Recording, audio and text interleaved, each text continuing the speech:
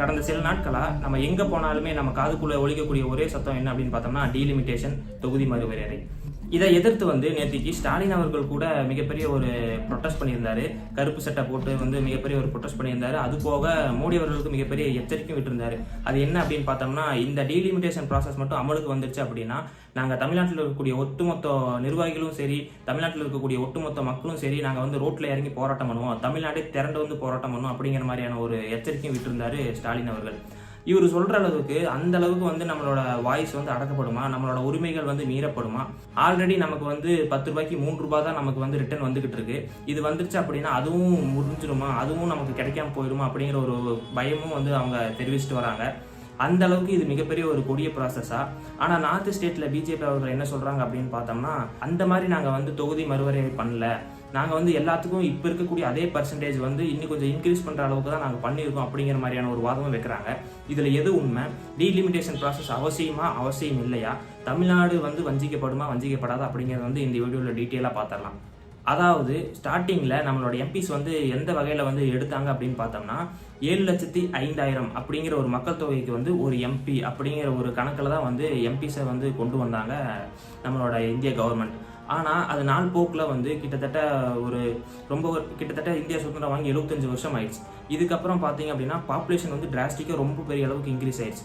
இப்போது தமிழ்நாட்டில் பார்த்துட்டிங்க அப்படின்னா 17 லட்சம் பேருக்கு தான் ஒரு எம்பி அப்படிங்கிற கணக்கு வந்துருச்சு. இப்போ கிட்டத்தட்ட லிட்டரலாக பார்த்தோம் அப்படின்னா 50%க்கு மேலே போயிடுச்சு. 7,50,000 அப்படிங்கிற ஒரு மக்கள் தொகைக்கு ஒரு எம்பின்னு இருந்த காலம் போய் 17 லட்சம் பேருக்கு ஒரு எம்பி அப்படிங்கிற காலம் வந்துருச்சு. லிட்டரலாக இது 50%க்கும் மேலே. ஆனால் நார்த்தில் எடுத்துட்டீங்க அப்படின்னு பார்த்தோம்னா 30 லட்சம் மக்களுக்கு ஒரு எம்பி அப்படிங்கிற ஒரு கணக்கு வந்துருச்சு. இது 50% கிடையாது, இது 100%க்கு மேலே போயிடுச்சு. அந்த அளவுக்கு அவங்களோட பாப்புலேஷன் டிராஸ்டிக்காக இன்க்ரீஸ் ஆயிடுச்சு. இது ஏன் நடந்துச்சு அப்படின்னு பார்த்தோம்னா, 1971 அப்போ இந்திரா காந்தி ஒரு ஸ்கீம் கொண்டு வராங்க. அது என்ன அப்படின்னு பார்த்தோம்னா, நாம் இருவர் நமக்கு ஒருவர் அப்படிங்கிற ஒரு ஸ்கீம். இந்த ஸ்கீம் மூலிமா நம்மளோட பாப்புலேஷன், சவுத் பாப்புலேஷன் டிராஸ்டிக்காக கம்மியாயிடுச்சு, நார்த் பாப்புலேஷன் டிராஸ்டிக்காக அதிகமாயிடுச்சு. அவங்க ஏன் கடைப்பிடிக்கல, நம்ம ஏன் கடைப்பிடிச்சோம் அப்படிங்கிற ஒரு பார்த்தோம் அப்படின்னா, இது வரைக்குமே எந்த ஒரு ஸ்கீமே நார்த்துக்கு ஃபுல்லாக போய் சேர்ந்ததா சரித்திரமே கிடையாது. இப்போ மோடி அவர்கள் கொண்டு வர திட்டங்களோ இல்லை மோடி அவர்கள் கொண்டு வர ஸ்கீமோ நாம் தமிழ்நாடு இது வரைக்கும் ஏற்றுக்கிட்டதே இல்லை எதையுமே. ஆனால் அவங்க கொண்டு வந்த ஜல் ஜீவன் திட்டமாக இருக்கட்டும், தூய்மை இந்தியாவாக இருக்கட்டும், இந்த மாதிரி திட்டங்கள் எல்லாம் நம்மளோட தமிழ்நாட்டில் இருக்கக்கூடிய குக்கிராமம் கூட போய் சேர்ந்துருக்கு. அதாவது வீட்டுக்கு வீடு பைப்பு, வீட்டுக்கு வீடு தண்ணி வசதி அப்படிங்கிற ஒரு வசதி நம்மளோட குக்கிராமத்துக்கு கூட போயிருக்கே தவிர, ஆனால் நார்த்தில் இது அமல்பட்டுருச்சா, பிஜேபி ஆளக்கூடிய மாநிலங்கள்லேயே இது அமலில் இருக்கா அப்படின்னு பார்த்தோம்னா அங்கே இல்லை. அந்த அளவுக்கு அவங்களோட ஸ்கீம் நிறைய கொண்டு போக மாட்டாங்க கிரவுண்ட் லெவலில். ஏன்னா அங்கே நிறைய கரப்ஷன் இருக்கும். ஆனால் தமிழ்நாட்டில் கரப்ஷன் இருந்தாலுமே கூட அந்த ஸ்கீம் நம்மளோட எல்லா மக்களுக்கும் போய் சேர்ற அளவுக்கு அவங்க பண்ணிடுவாங்க. இதுதான் சவுத்துக்கும் நார்த்துக்குள்ள வித்தியாசம். இந்த மாதிரி நார்த் கவர்மெண்ட் அதை கடைப்பிடிக்காதனால இப்போ அவங்களோட பாப்புலேஷன் ரொம்ப இன்க்ரீஸ் ஆயிடுச்சு. இதனால 30 லட்சம் பேத்துக்கு ஒரு எம்பி அப்படிங்கிற ஒரு சூழ்நிலையில் அங்கே மக்கள்கிட்ட மிகப்பெரிய ஒரு கொந்தளிப்பு இருக்கு. ஏன்னா சவுத்தில் 17 லட்சத்துக்கு ஒரு எம்பினும், நார்த்தில் 30 லட்சம் பேத்துக்கு ஒரு எம்பிங்கிறது இப்போ நம்மளோட வாய்ஸ் அடக்கப்படுதுன்னு சொல்கிறோம்ல, அந்த மாதிரி அவங்க அங்கே நினைக்கிறாங்க, எங்களோட வாய்ஸ் அடக்கப்படுது, எங்களுக்கு நிறைய எம்பிஸ் வேணும் அப்படிங்கிற மாதிரியான ஒரு டாக் உத்தரப்பிரதேஷ், பீகார் மாநிலங்களில் இருக்கு. இப்போ பிஜேபி கவர்மெண்ட்டுக்கு இருக்கக்கூடிய சிக்கல் என்ன அப்படின்னு பார்த்தோம்னா, அதை நம்ம புறந்தள்ள முடியாது. ஏன்னா அங்கே மிகப்பெரிய ஒரு பிரச்சனை போய்கிட்டு இருக்கு. 30 லட்சம் பேத்துக்கு ஒரு எம்பி அப்படிங்கிறது சாதாரண விஷயம் இல்லை. 7,50,000 பேருக்கு ஒரு எம்பின்னு இருந்தது போக 30 லட்சங்கிறது மிகப்பெரிய அமௌண்ட்ல. அதனால அங்கே மக்கள் கிட்ட நிறைய ஸ்கீம்ஸ் போய் சேர்றது கிடையாது, மக்களை மானிட்டர் பண்றதுக்கு ஆள் கிடையாது, அவங்க என்ன நடக்குதுங்கிற ஒரு கிரைம் நம்ம பார்க்கறதுக்கு மிகப்பெரிய ஆள் சப்போர்ட் இல்லாதனால அவங்க இன்னுமே வளராம இருக்கிறதா அங்க இருக்கக்கூடிய மக்களுக்கு மிகப்பெரிய ஒரு கோபம் இருக்கு. இதனால தான் அவங்க டீலிமிட்டேஷன் ப்ராசஸை கண்டிப்பாக கொண்டு ஆகணுங்கிற ஒரு கட்டாயத்தில் இருக்காங்க. இப்போ காங்கிரஸ் பீரியட் அடுத்தது வந்தாலுமே கூட அவங்களும் டீலிமிட்டேஷன் ப்ராசஸ் கொண்டு ஆகக்கூடிய ஒரு சூழ்நிலையில கட்டாயத்திலேயே அவங்க இருக்காங்க. அதனால இப்போ நம்ம தடுக்கிறதுனாலயோ இல்லை நம்ம போராட்டம் பண்ணா அப்படிங்கிறனால கண்டிப்பாக இது நிறுத்தி வைக்க போகிறதே கிடையாது. டீலிமிட்டேஷன் ப்ராசஸ் கண்டிப்பாக கொண்டு ஆகக்கூடிய சூழ்நிலையிலையும் கட்டாயத்திலையும் மிகப்பெரிய ஒரு பிரச்சனையிலையும் பிஜேபி கவர்மெண்ட் இருக்குது. பிஜேபி கவர்மெண்ட் இல்லை, அடுத்து காங்கிரஸ் வந்தாலும் அவங்களுக்கு இதே பிரச்சனை தான் கண்டிப்பாக வரும். ஆனால் இந்த டீலிமிட்டேஷன் ப்ராசஸை எப்படி கொண்டு வரணும் அப்படிங்கிறதால தான் இப்போ சிக்கல். இப்போ நமக்கு டோட்டல் சவுத்தில் என்ன அப்படின்னு பார்த்தோம்னா 129 எம்பிஸ் கரண்ட்லாம் இருக்காங்க. ஆனால் இதோட மொத்த சதவீதம் என்ன அப்படின்னு பார்த்தோம்னா 23.76% நம்மளோட வாய்ஸ் பார்லிமெண்ட்டில் ஒலிக்கும். அதாவது 100ல் 23% எம்பிஸ் நம்ம சவுத் இந்தியாஸ்லேருந்து போகிறாங்க.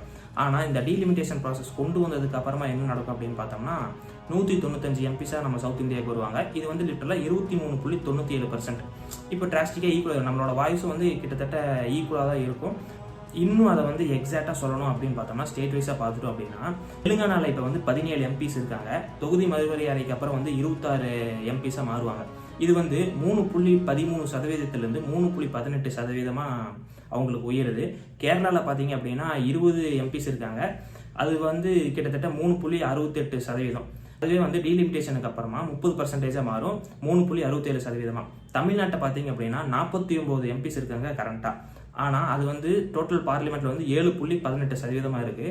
ஆனால் டீலிமிட்டேஷனுக்கு அப்புறமா 59 எம்பிஸ் வந்து நமக்கு கிடைப்பாங்க. அதோட டோட்டல் பர்சன்டேஜ் என்னவா இருக்கும் அப்படின்னு பார்த்தோம்னா 7.23% இருக்கும். ஆந்திராலையும் அதே மாதிரி தான் 5.17லேருந்து 5.44% மாறுது. கர்நாடகாலையும் பார்த்துட்டிங்க அப்படின்னா 4.60லேருந்து 4.65% மாறுது.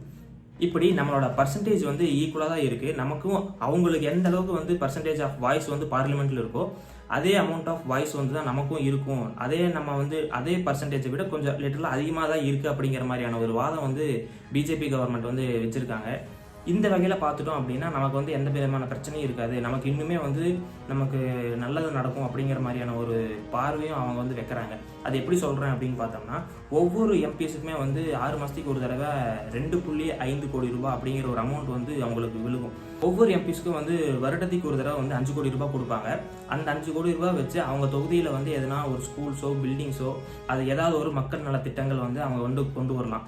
அப்போ அது வந்து டேரெக்டாக எம்பிஸோட பாக்கெட்ஸுக்கு போகாமல் அது கலெக்டர்கிட்ட வந்து கலெக்டர் தான் வந்து இதை வந்து ஷேர் பண்ணி இந்த ஏதோ ஒரு ஸ்கீம் மூலிமா வந்து அவங்க வந்து பிரித்து கொடுக்க மூலிமா வந்து இது வந்து நடந்துகிட்டு வருது.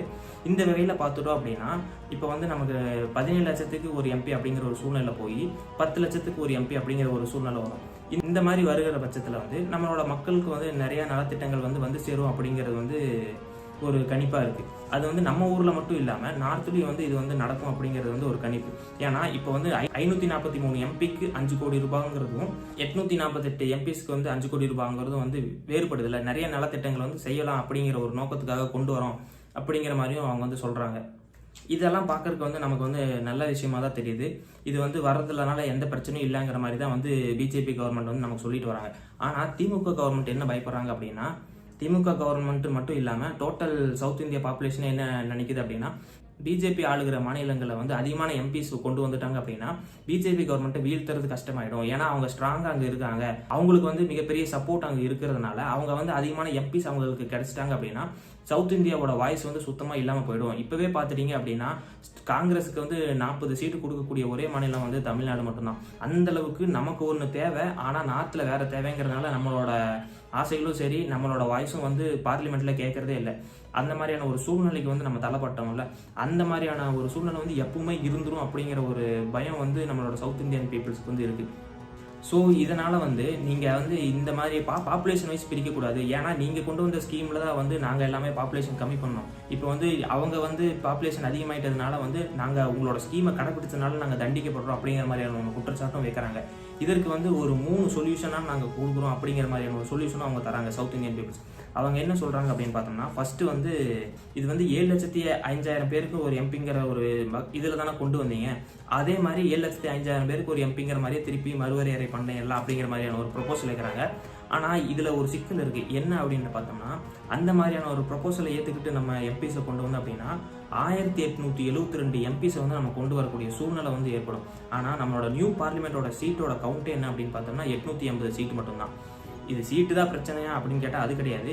1872 எம்பிஸை கொண்டு வந்து நம்மளோட இது கொண்டு வருதுங்கிறது வந்து சாத்தியப்படாத விஷயம். அடுத்ததாக வந்து என்ன சொல்கிறாங்க அப்படின்னு பார்த்தோம்னா எக்கனாமிக் மூலிமா வந்து நீங்கள் வந்து பிரிக்கலாமே, அது வந்து எங்களுக்கு ஓகே அப்படிங்கிற மாதிரியான ஒரு வாதம் வந்து சவுத் இந்தியன் பீப்புள் இருக்கிறாங்க. அது என்ன அப்படின்னு பார்த்தோம்னா டீலிமிட்டேஷன் ஃபிஸ்கால் சிஸ்டம் அப்படிங்கிற ஒரு சிஸ்டம் கீழே வந்து இது பிரிக்கணும். அதாவது நாங்கள் ஆல்ரெடி வந்து நாங்கள் ஒரு செலவு பண்ணுறோம் அப்படின்னா நாங்கள் கட்டுற ஜிஎஸ்டியில் வந்து 40% மட்டும்தான் எங்களுக்கு கிடைக்கிது, மீதி இருக்க 60% வந்து எங்கேயும் போகுது. அதனால் வந்து அப்படி இல்லாமல் எந்தெந்த சிட்டிஸோ எந்தெந்த ஒரு எம்பி பார்லிமெண்ட் கான்ஸ்டியூஷனோ நீங்கள் வந்து எந்த அளவுக்கு ஜிடிபி ப்ரொவைட் பண்ணுது அப்படிங்கிற ஒரு பார்வையில் எந்த ஒரு இப்போ சென்னைன்னு எடுத்துட்டோம் அப்படின்னா சென்னைங்கிற ஒரு கான்ஸ்டியூஷன் அப்படின்னா இது வந்து ஜிடிபி வந்து ஒரு எக்ஸாம்பிளுக்கு 100 ரூபாய் கொடுக்குது அப்படின்னா அந்த 100 ரூபாய்க்கு ஒரு எம்பி அப்படிங்கிற மாதிரியான ஒரு சூழ்நிலையில் வந்து நீங்கள் டீலிமிட்டேஷன் கொண்டு வாங்க. இப்போ வந்து சென்னை வந்து மிக குறுகிய இடம், ஆனால் நிறைய பாப்புலேஷன் இருக்க இடம். இங்கக்கூடிய ஜிடிபி வந்து 100 ரூபாய் அப்படின்னு பார்த்துட்டோம்னா, இப்போ ஊட்டி இல்லை கோயம்புத்தூர் அந்த மாதிரியான மாநிலங்கள் எடுத்துட்டீங்க அப்படின்னா, ஊட்டி, திருச்சி, மதுரை இது எல்லாமே சேர்ந்து தான் வந்து 100 ரூபாய் கொடுக்க வேண்டிய சூழ்நிலை வரும். அவ்வளோ பெரிய லேண்ட் மாஸுக்கு வந்து நம்மளோட ஒரு எம்பி அப்படிங்கிற ஒரு கட்டாயம் வரும். இதே நார்த் இந்தியாவில் போயிட்டீங்க அப்படின்னு பார்த்தோம்னா, இப்போ நம்ம சென்னையிலோட ஒரு ஜிடிபி வந்து இப்போ பீகார் வந்து கொடுக்குது அப்படின்னா, பீகாருக்கு மொத்தமாக ஒரு எம்பி அப்படிங்கிற ஒரு கணக்கில் வந்து வந்துடும். அதனால் வந்து இந்த சிஸ்டமும் வந்து ஃபெயிலியர் சிஸ்டமாக தான் இருக்கும் கண்டிப்பாக. இப்போ உங்களுக்கு பிரச்சனையாக வந்து பாப்புலேஷன் தானே, யூபி பீகாரில் இருக்கக்கூடிய பாப்புலேஷன் தானே, அந்த ஸ்டேட்டை வந்து நீங்கள் ரெண்டாக உடச்சிருங்க. அங்கே வந்து நிறைய பாப்புலேஷன் இருக்குங்கிற பட்சத்தில் அந்த ஸ்டேட்டை ரெண்டாக உடச்சிட்டிங்க அப்படின்னா, அங்கே மட்டும் எம்பிஸை வந்து நீங்கள் ஸ்ப்ளிட் பண்ணிட்டீங்கன்னா இந்த பிரச்சனை சால்வ் ஆகிடும் அப்படிங்கிற மாதிரியான ஒரு வாதமும் வருது. ஆனால் இந்த மாதிரி வைக்கிறதுனால என்ன பிரச்சனை வரும் அப்படின்னு பார்த்தோம்னா, அங்கே இருக்கக்கூடிய எம்பிஸை வந்து ரெண்டாக பிரிப்பாங்களா இல்லை எக்ஸ்ட்ரா எம்பிஸ் ஆட் பண்ணுவாங்களா அப்படிங்கிற ஒரு கணக்கு வருது. இந்த மாதிரியான ஒரு விஷயங்களும் வந்து முன் வச்சுட்டு வராங்க. ஆனால் இந்த மூணுமே வந்து பாசிபிள் இல்லை அப்படிங்கிறது வந்து என்னோட பார்வை. உங்களுக்கு எப்படி தோணுது? நீங்கள் வந்து எக்கனாமிக்கலாக வந்து நீங்கள் தொகுதி மறுவரையறை பண்ணலாமா இல்லை பாப்புலேஷன் வைஸ் பண்ணலாமா அப்படிங்கிறத வந்து நீங்கள் கமெண்ட்டில் சொல்லுங்கள். இப்போ ஒரு இந்தியன் கவர்மெண்ட்டாக ரன் பண்ணக்கூடிய ஒரு இடத்துல இருந்து நீங்கள் யோசிச்சு பார்த்தீங்க அப்படின்னா டீலிமிட்டேஷன் ப்ராசஸ் கொண்டு வரணும் அப்படிங்கிறத வந்து கட்டாயமாக இருக்கப்படுது. இதை பற்றி நீங்கள் என்ன நினைக்கிறீங்கிறத கமெண்ட்டில் சொல்லுங்கள். நன்றி.